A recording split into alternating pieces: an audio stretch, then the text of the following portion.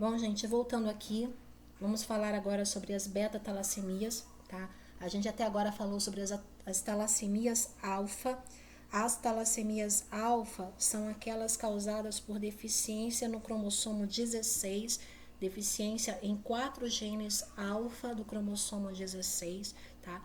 Se eu tenho deficiência em um gene ou mesmo 2 genes, geralmente a pessoa é assintomática, nem vai perceber, só vai perceber mesmo se fizer algum exame específico. Mas com 3 genes já tem uma caracterização de anemia intensa, que é a doença da anemia hemoglobina H. E a gente vê esse padrão em eletroforese, em exame de eletroforese. E a alteração nos 4 genes alfa do cromossomo 16 é uma situação incompatível com a vida, que é chamada de hidropsia do recém-nato, né? Que é aquela foto que eu mostrei para vocês aqui, ok? É uma hidropsia fetal, situação incompatível com a vida. E agora a gente vai falar sobre as beta-talassemias, tá? Beta-talassemia, diferente da alfa-talassemia, é uma talassemia também de origem cromossômica, só que agora é no cromossomo 11, não é mais no cromossomo 16. No cromossomo 11, vai apresentar deficiência no gene beta, na produção do gene beta, ok? Quando a pessoa é normal, o padrão genótipo dela é beta-beta, tá? Tem os 2 genes funcionais, tanto o gene que vem do pai quanto o gene que vem da mãe, eles são funcionais, a pessoa não tem problema nenhum.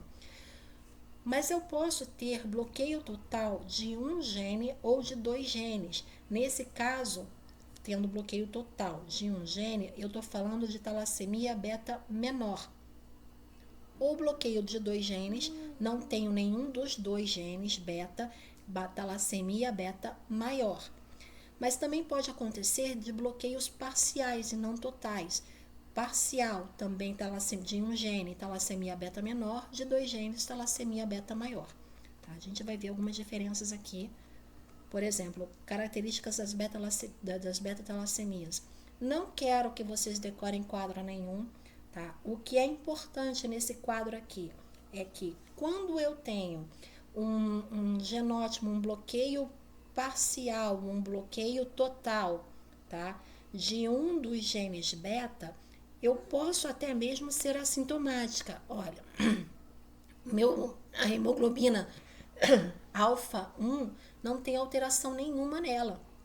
Não identifica alteração nenhuma nela. Mas a partir do momento que o bloqueio passa a ser nos 2, eu vou ter uma produção de hemoglobina alfa reduzida, tá?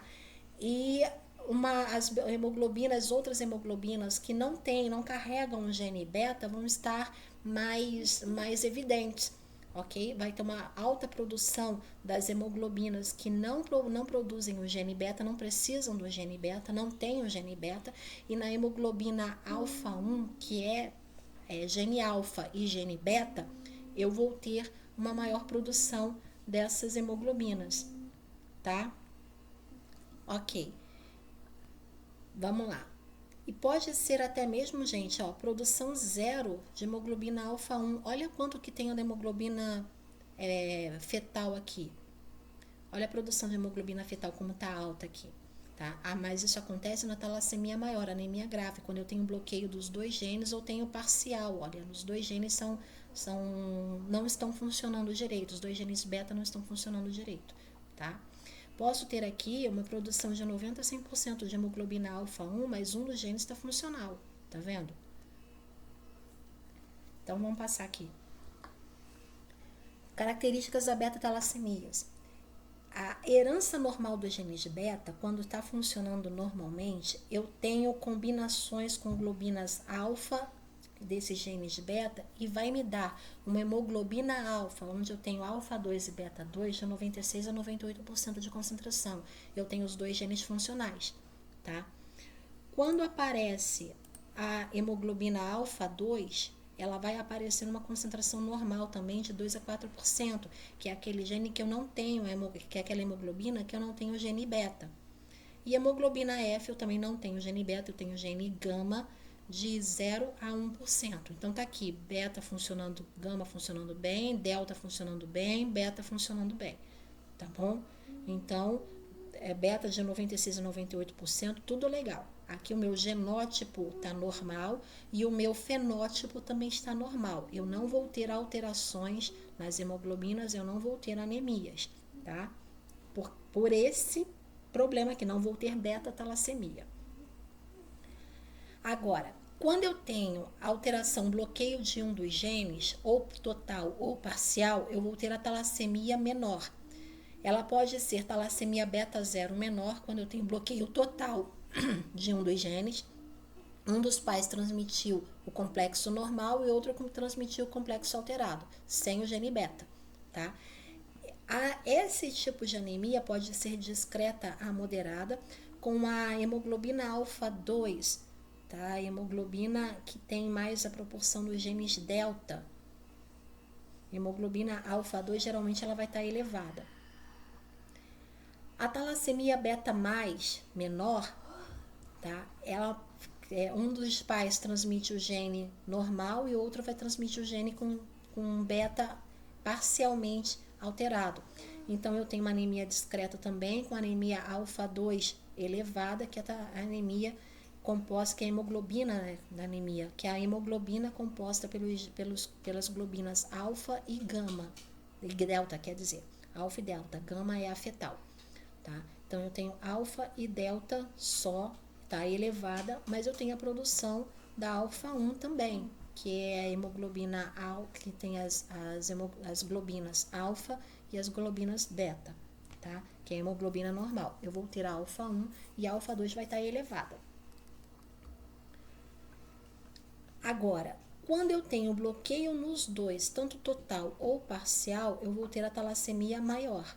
Pode ser beta 0, pode ser beta mais. Nos dois casos, anemias são graves, então é bem grave. De 3 a 4 gramas de decilitro de hemoglobina, 98% dela sendo fetal. Ou seja, além de uma hemoglobina estar baixa, ela não é funcional. Porque a hemoglobina fetal não foi feita para estar no adulto, tá? Ela foi feita para estar na criança.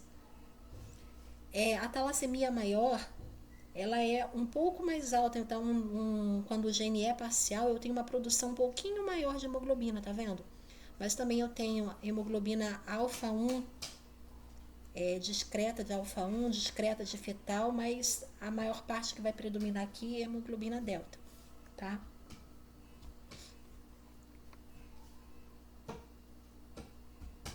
Vamos lá.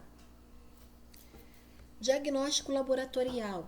Eu posso tentar verificar, né, essas talassemias pelo laboratório também, pela dosagem principalmente da hemoglobina, que numa talassemia maior vai estar menor do que 7, uma talassemia intermediária de 7 a 10, numa menor acima de 10, e na mínima eu não vou ter alteração nenhuma, ok? E fora outras situações. Olha que interessante. A esplenomegalia na talassemia maior, ela está bem alta por causa do trabalho do pâncreas de destruir hemácias. Tem icterícia, tem alterações ósseas.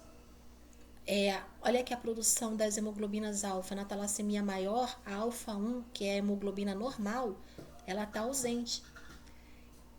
E na hemoglobina, quando a talassemia é beta menor, eu tenho 97% da talassemia mínima, né? 97% da produção dessa hemoglobina. E o contrário das outras também é verdadeiro. Gente, dá licença, meu filho está em casa. Só um minutinho.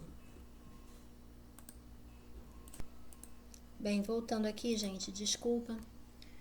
Então, a gente tem, por causa da deficiência da hemoglobina alfa, a gente tem da hemoglobina beta, quer dizer, a gente tem todas essas reações aqui, tá bom? Pode ter todas essas reações. Bom, a talassemia beta, ela é visível também no exterior, no fenótipo da pessoa, né? Existem algumas características que podem nos indicar essa talassemia beta. Principalmente por ser uma anemia, por ser uma deficiência de hemoglobina, eu vou ter uma diminuição do número da quantidade dessa hemoglobina. tá? Como vocês viram, a hemoglobina chega em alguns casos a estar de 5% de hemoglobina. Para o normal, que é 12%, isso está muito alterado, tá? Então, a pessoa fica com pele ictérica, tá? Palidez, tá? Fraqueza, vai ter também esplenomegalia pela forçação do trabalho, um trabalho, um maior trabalho do baço, um maior trabalho do fígado também. Então eu tenho esplenomegalia junto também com hepatomegalia, o tamanho, o fígado aumentado, o baço aumentado. Deformidades ósseas, porque a medula óssea, que é responsável, principalmente os ossos do crânio, os ossos chatos, são responsáveis pela produção das células do sangue. Então eu tenho maior trabalho também desses tecidos, e por ter maior trabalho desses tecidos vai causar hiperplasia dessa medula e a deformidade óssea por causa do aumento do trabalho dessa medula, aumento do tamanho dessa medula óssea. Aqui a gente vê os ossos, olha, todo parece que estão inchadinhos. Tá? Olha só esse crânio aqui, como é que ele está defeituoso, como é que ele está deformado. Isso causa o que a gente chama de facies típico da talassemia beta, tá, gente? Agora falando um pouquinho de esferocitose hereditária, um outro tipo de anemia também do tipo regenerativa, que força o trabalho da medula óssea, tá? É uma anemia que prevalece em pessoas caucasianas, maior frequência nos Estados Unidos e Europa, pouco comum em negros e asiáticos. Essa anemia é causada por uma falha na membrana da hemácia. É uma esferocitose que acontece além do fisiológico. Existe uma esferocitose fisiológica, as hemácias vão ficando velhas, vão perdendo membrana, vão se tornando redondinhas, pequenininhas, e vai pro baço fazer o recolhimento dessas hemácias para destruição, tá? Mas existe defeitos hereditários, principalmente, em estruturas da membrana da hemácia, da membrana dessas células, que vão causar um aumento maior das hemácias em forma de esfera, tá? E podem ser nessas proteínas aqui, ou espectrina, ou uma deficiência combinada da espectrina com anquirina, ou uma deficiência isolada da banda 3, ou uma deficiência isolada da proteína 4.1. Todas essas deficiências, principalmente a deficiência na espectrina, vão causar a deformação na hemácia. E a espectrina é uma proteína responsável pela flexibilidade da hemácia. Então a gente tem aqui a membrana da hemácia mostrando para vocês só onde é que fica essa estrutura. Não vou colocar aqui o funcionamento, tá? Deveria colocar umas 5, 6 aulas só para o funcionamento desse complexo todo aqui. Aqui a gente tem a espectrina, que vai fazer um ancoramento da anquirina.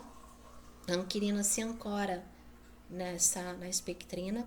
Tá? Aqui a banda 3, aqui a proteína 4.1, ok?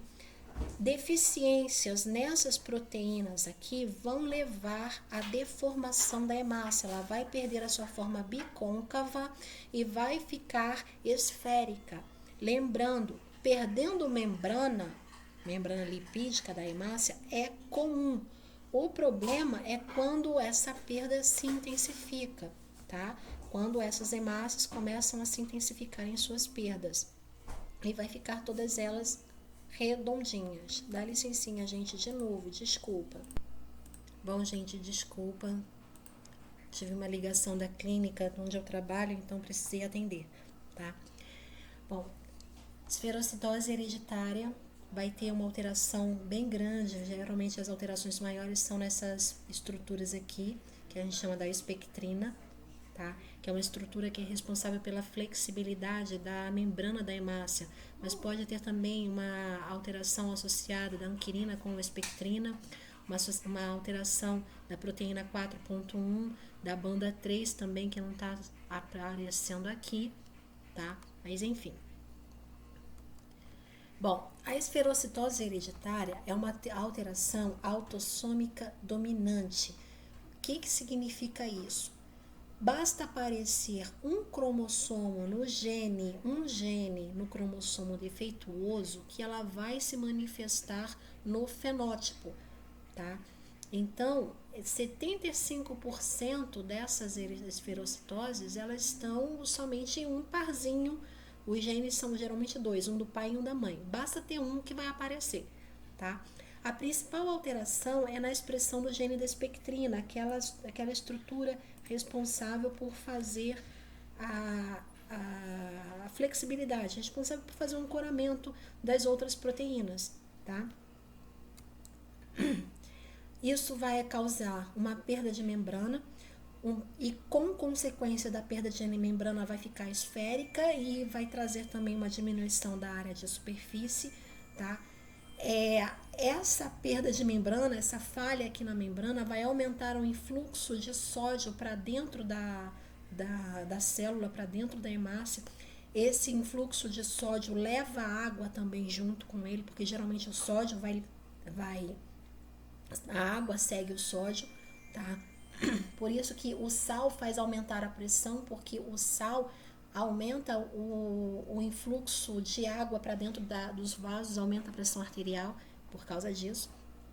Esse sódio entrando a mais vai ter um esforço muito grande da célula para bombear, colocar esse sódio para fora.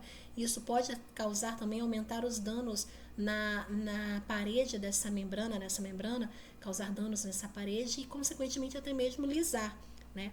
A célula vai perder biconcavidade, vai ficar esférica por causa desse acúmulo de água, dando origem aos esferócitos. E por conta desses esferócitos, o aumento desses esferócitos, a gente vai ter crises de lise no pâncreas. No pâncreas não, no baço. Crises hemolíticas esplênicas, no baço, que é o órgão chamado cemitério, né? O cemitério das hemácias. Esse sangue vai passar com esferócitos, vai passar pelo baço, o baço vai começar a reconhecer esses esferócitos e catar eles da circulação. Claro, vai ser tanto esferócitos que vai ultrapassar a capacidade do baço de catar. Então não vai matar todos, tá? Mas vai matando toda vez que vai passar o sangue por lá, o baço vai catar os esferócitos daquele sangue para tentar matar esse baço. Vai ter a lise dessas hemácias, consequentemente acúmulo de hemoglobina no sangue além do normal, tá? E toda a reação que acontece por causa desse acúmulo da hemoglobina. Acúmulo de hemoglobina tem a saturação da aptoglobulina, que vai para o fígado. Essa hemoglobina capturada pela aptoglobulina vai causar esplenomegalia, tamanho do aumento do baço, pelo excesso do funcionamento, excesso do trabalho do baço. Vai causar icterícia pelo aumento da bilirrubina no sangue, vai causar colelitíase, que é pedras na vesícula, e pedras características mesmo da deposição de ferro, do acúmulo dessa hemoglobina lisada, hemoglobina abundante, né, por causa da lise das hemácias no sangue, pelo reaproveitamento dessa hemoglobina, tá? Enfim. O diagnóstico laboratorial, você vê no esfregaço sanguíneo uma diminuição do tamanho das células e elas vão aparecer hipercoradas, com uma ausência daquele halo central que indica justamente a biconcavidade, tá? E também aparece fragilidade osmótica. A fragilidade osmótica aumenta em solução salina hipotônica. O normal da fragilidade osmótica é essa aqui, as células normais. Mas quando as pessoas estão com esferocitose, há um aumento da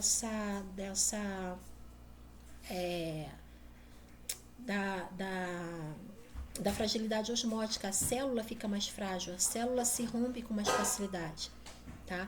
Aqui um gráfico com essas bolinhas aqui indicam a esferocitose, aqui indica o sangue, as células normais.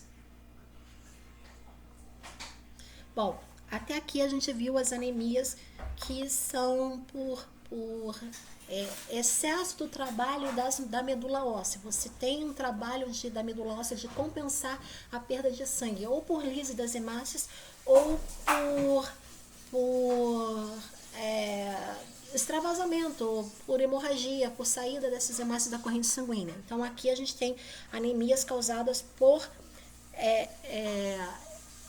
uma compensação da medula óssea. A medula óssea começa a trabalhar para compensar a perda dessas hemácias. São as anemias regenerativas. As anemias regenerativas têm causas periféricas, as causas delas são periféricas, a causa dela não é central.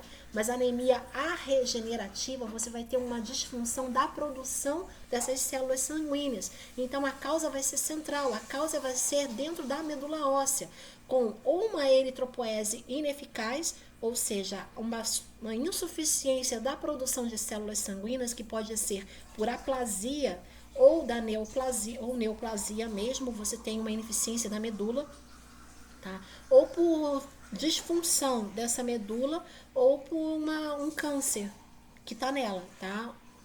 Ou uma carência também da matéria-prima para a produção das células do sangue. Se eu tenho uma situação que está causando uma ineficiência na medula, eu posso ter as vitaminas em ordem que essa medula não vai funcionar. Eu tenho um problema na medula, tá? Mas também eu vou ter um problema de produção se eu não tiver a matéria-prima para fazer as minhas células de sangue. Então, vou ter uma medula funcional, mas eu não vou ter os produtos, as substâncias que vão fazer as minhas células do sangue. Essas substâncias são vitamina B12 e B6, principalmente B12, né? Cianocobalamina. É o ácido fólico ou folato e ferro. Se eu não tenho essas coisas, gente, eu não vou ter uma produção eficaz de células do sangue, mesmo que a minha medula óssea esteja funcional. Então, anemia megaloblástica por deficiência do folato, tá? Deficiência da vitamina do ácido fólico pode ser causada por uma dieta pobre de desnutrição, alcoolismo, aumento do consumo de ácido fólico, isso ou em gestações repetidas ou em anemias hemolíticas, e também alguns medicamentos que são antagonistas do ácido fólico, por exemplo, o metotrexato. O metotrexato trabalha inibindo a produção, inibindo o ácido fólico. Com isso, eu vou ter uma anemia megaloblástica, que é uma anemia causada por deficiência dos fatores de reprodução da eritropoese, fatores na produção das células do sangue, tá? Ou também a B12, a cianocobalamina, que pode ser por deficiência do fator intrínseco, por uma gastrectomia. Gente, as células do estômago, elas são responsáveis por produzir uma substância que vai culminar na produção da vitamina B12, tá? E quando eu retiro parte do meu estômago, eu estou comprometendo também a produção de B12, por consequência, tá? E também tem anemias perniciosas, que são anemias que são causadas por uma falha na absorção da B12 a nível intestinal, tá? Então, tanto um quanto o outro vai prejudicar minha B12 aqui. Mas pode ter outras situações, sim. Pessoas que são vegetarianas exclusivas, tem problemas de absorção da B12, tem problemas da produção de B12, porque é uma proteína, é uma vitamina essencialmente de origem animal, tá? Se eu não tenho carne, tá? Se eu não tenho a pepsina, se eu não tenho a carne, eu não vou ter a B12, tá, gente? Então, nada contra a dieta das pessoas, nada contra as pessoas que querem ser vegetarianas, tá? Isso aí é estilo de vida de qualquer um, mas por favor, sejam conscientes. Não querem comer carne, não comam, tá? Mas procurem ver os seus níveis, principalmente de B12, porque é uma anemia importante. É uma anemia que causa alterações importantes no organismo, tá bom? Ou também deficiência da proteína de transporte da B12. Todas essas aqui vai fazer vai causar uma baixa no organismo da B12 que pode causar a anemia megaloblástica, ok? Então, o que é uma anemia megaloblástica? Ela é causada justamente pelo tamanho das células. Ela está o tamanho aumentado dessas células. Ou uma hemácia com valor maior que o normal, e também apresenta os neutrófilos hipersegmentados. Olha esse esfregaço de sangue aqui, o tamanho dessas hemácias como é que estão. Elas estão tão aumentadas que a gente não percebe nem a descoloração no miolo delas, no meio delas, né? Tal é o tamanho que elas estão. Olha esse neutrófilo gigante, tamanho de núcleos, a quantidade de núcleos. 1, 2, 3, 4, 5 núcleos aqui. Entendeu, gente? Eu posso até considerar esse outro aqui como um sexto núcleo também, tá? Então, eu tenho os neutrófilos hipersegmentados e hemácias gigantes, megalo, grandes, né? Então, a patogenia dela acontece por deficiência da síntese de DNA, que vai acarretar um retardamento na maturação do núcleo dessa célula. Com isso, eu vou ter um menor número de divisões mitóticas, ou seja, vou diminuir a quantidade de células. Mas conforme essa síntese está retardada, essas células são menores e eu tenho um maior número. Quer dizer, eu tenho um menor número de células, mas eu tenho umas células maiores, justamente pelo retardamento dessa divisão. Retardou tanto a divisão que deu tempo da célula crescer além do normal. Então, ela cresce além do normal, mas o número dela fica grande. Então, num hemograma, eu vou ter, numa anemia megaloblástica, o tamanho, o menor número, quantidade de células diminuídas, mas o tamanho dessas células maiores. Eu vou ter um VGM grande, um VGM alterado para mais. Volume corpuscular médio da minha célula está alterado para maior.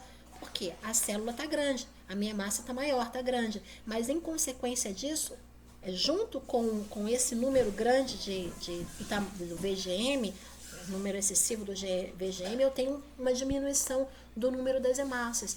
Eu tenho um valor alto de VGM, mas uma quantidade baixa de hemácias.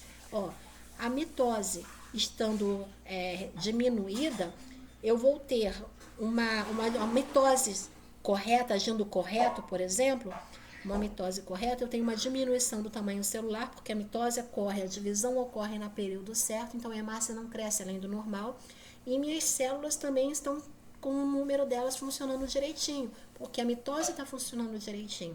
Então, a minha mitose não vai deixar a hemácia crescer além do normal e eu vou ter um número adequado de hemácias. Mas sem a mitose, eu vou ter células grandes, porque vai dar tempo dessa mitose crescer além do normal, e por não estar se dividindo da forma como deveria, a quantidade que deveria, a quantidade de números dos glóbulos brancos vai estar diminuída. Tudo bem, gente?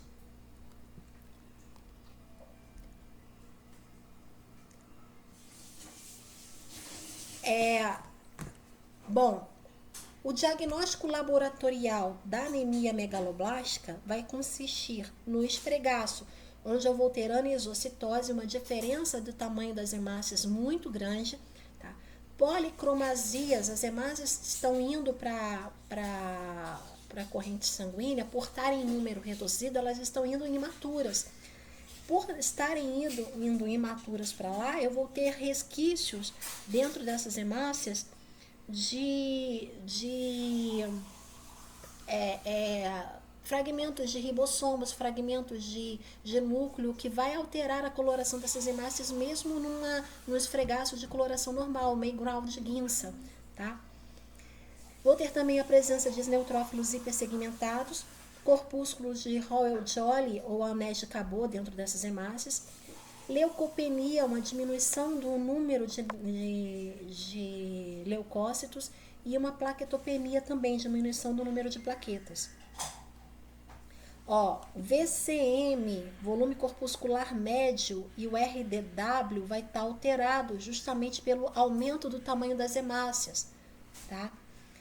LDH, que é desidrogenase lática 1 e 2, que são enzimas ligadas especificamente a lesões teciduais, também vão estar alteradas nessas situações.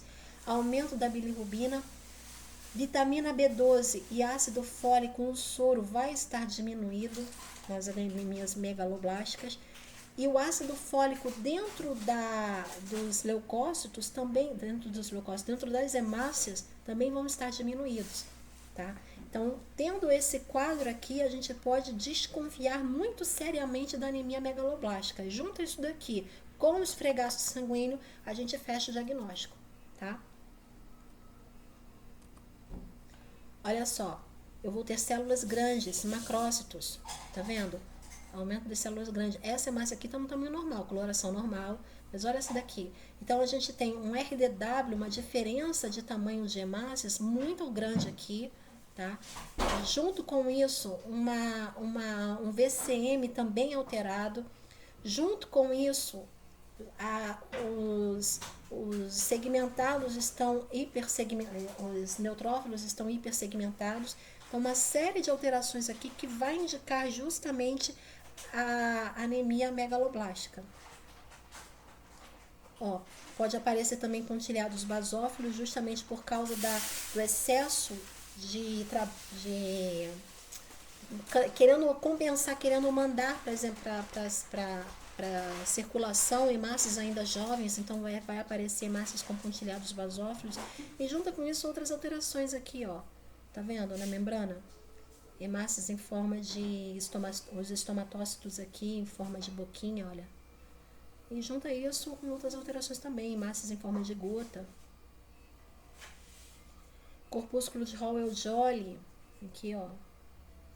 Aparecendo, tá? Hipersegmentação, olha só, esses 1, 2, 3, 4, 5, 6, 7, 8 núcleos num segmentado, gente, no neutrófilo, é muita coisa, tá? Muita coisa mesmo. No normal, a gente vê isso aqui, ó, coradinha direitinho, mas olha só como é que tá aparecendo pra gente. Bom, visto isso, a gente vai partir agora para a série branca, leucograma. O leucograma representa o número total de glóbulos brancos e a sua contagem diferencial no sangue periférico. Eu vou contar toda a quantidade de leucócitos no sangue, tá? Claro, existe um aparelhinho, glória a Jesus, para quem inventou esse aparelhinho, Deus abençoe essa pessoa, que ela vá para o céu em nome de Jesus, tá? No aparelho, na máquina de hemograma, já vem essa contagem global, que é a contagem total dos leucócitos, e também existe a contagem diferencial. Qual é a porcentagem que eu tenho dentro desses leucócitos de segmentados, de neutrófilos, de basófilos, de linfócitos, de monócitos, de eosinófilos, tá? Vem pra gente todinha a separação qual é a contagem total e qual é a contagem separada desses neutrófilos pra gente, desses leucócitos pra gente. Só que essa interpretação exige um critério, tá bom? Não é só eu bater o olho lá e vai me dar, porque vai depender de uma série de fatores. É um exame que tem uma baixa sensibilidade, uma baixa especificidade, ou seja, pode ser muita coisa e pode não ser nada, tá? Precisa verificar mesmo, como falei com vocês, outros critérios, outras situações para a gente fechar algum tipo de diagnóstico. Precisa considerar o contexto clínico. Tem muita variação em relação à idade, sexo, aqui está raça, mas etnia, tá? Temperatura do corporal da pessoa, situações de febre vão interferir nessa contagem. Então, o ideal é a gente esperar a febre passar para fazer a coleta do sangue. Doenças subjacentes também interferem. Uso de medicamentos também interfere. Por isso que quando vai se colher um sangue, é necessário falar quais são os medicamentos que estão em uso, porque dependendo do medicamento que está em uso, vai dar alteração no leucograma, tá? Recém-natos, até o primeiro mês de vida, há um predomínio de neutrófilos, que são a primeira defesa da pessoa, a defesa celular, é a defesa mais de cara, primeira barreira, tá? Então, claro, tem que estar um aumento dessa primeira barreira aqui. E as pessoas negras têm uma redução de 20% dos leucócitos totais, mas isso é algum tipo de alteração patológica? Gente, não, é fisiológica, tem a ver com a etnia da pessoa, tá? Então, o leucograma, a gente está fazendo o estudo desses leucócitos da série branca, faz a contagem total dos leucócitos, uma avaliação quantitativa, onde os valores normais estão variando. Olha só, a margem, gente, é muito grande, de 4.500 a 11.000, entendeu? É mais que o dobro do valor, pode ser considerado mais que o dobro do valor normal. Por estar tão variável assim, por ter essa margem tão ampla de variação, é um teste pouco sensível, pouco específico. Quando eu tenho um aumento do número desses leucócitos, a gente diz que estamos com uma situação de leucocitose. Por exemplo, 18 mil leucócitos por milímetro cúbico de sangue, a gente já pode considerar uma leucocitose bem importante. Isso acontece em várias situações, variam de uma fase aguda a vários tipos de doenças, a várias doenças, como processos infecciosos e inflamatórios, tipo leucemias. Gente, dá licencinha de novo. Desculpa. Bom, gente, desculpa mais uma vez, mas tá difícil hoje o dia. Vamos lá. Bom, então numa situação de leucocitose pode ser uma resposta da fase aguda a várias doenças, desde processos infecciosos, doenças formadas por infecção bacteriana, até processos inflamatórios, de processos infecciosos e inflamatórios até o mesmo leucemias, tá? Então pode ser coisa bobinha, tranquila, ou uma doença muito mais grave, por isso que não é específico, tá? Essa falha de especificidade, de seletividade, tá? Precisa ver justamente outras situações, tá? Em situações de baixa produção de leucócitos, a gente tem leucopenias. Geralmente estão abaixo de 4.500, 3.800 milímetros cúbicos de leucócitos, estão associadas a variações de infecção que, em geral, são causadas por vírus. Então, quando a gente chega num consultório, o médico vê o nosso exame e diz, é uma virose, a gente acha que ele tá curtindo com a nossa cara ou não sabe o que é, mas na realidade o que está indicando ali é uma baixa de leucócitos, e o que ele pode falar para a gente é justamente isso, é uma virose, tá? Pode também ser resultado de um maior consumo de leucócitos, uma menor produção ou menor sobrevida deles intravascular, enfim.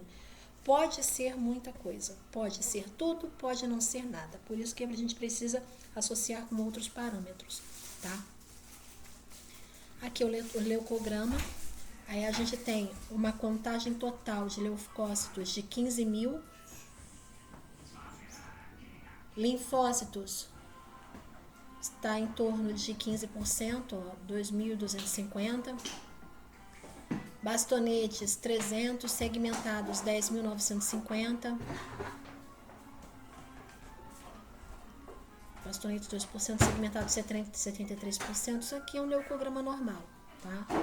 Quando que começa a ficar complicado, quando começa a ficar patológico, é quando aparecem linfócitos atípicos, células blásticas, que são células novas, quando aparece uma quantidade de monócitos acima do normal, tá? Mielócitos ou metamielócitos, que também são células jovens, promielócitos, ok? Então isso aqui indica um lançamento para a medula, para o sangue periférico de células jovens, que pode indicar também algum problema na medula óssea, tá?